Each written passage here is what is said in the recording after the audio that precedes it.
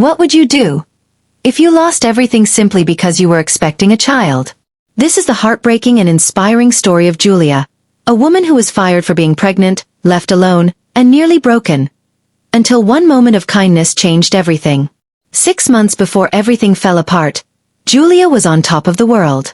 At just 28, she had finally landed her dream job at a top marketing firm. She was full of ideas, energy, and hope. Until 2 pink lines changed everything. When Julia shared her news, her boss didn't smile. "Pregnant?" she asked coldly. "That's going to be inconvenient." Julia's heart sank.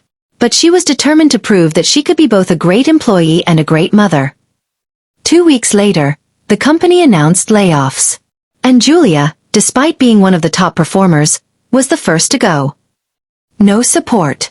No severance. Just a quiet, cruel goodbye. With no job, no family nearby, and no partner, Julia faced the world alone. Every day was a battle to survive. Rent, food, prenatal care, it all became too much. Each night, she whispered to her unborn baby, "I don't know how we'll make it, but I'll never give up on you." One rainy evening, fate stepped in. Julia saw an older woman struggling with bags outside a small bookstore. She helped her. That moment changed everything. Evelyn, the bookstore owner, saw something in Julia. She offered her a part-time job and, more importantly, compassion. Evelyn secretly reached out to a women's rights group. They agreed to take on Julia's case. The company had broken the law, and they were about to face consequences. Julia won the case. She received back pay, a settlement, and, most importantly, her voice back. Julia gave birth to a beautiful baby girl named Lily. With help from Evelyn and the settlement money, she rebuilt her life.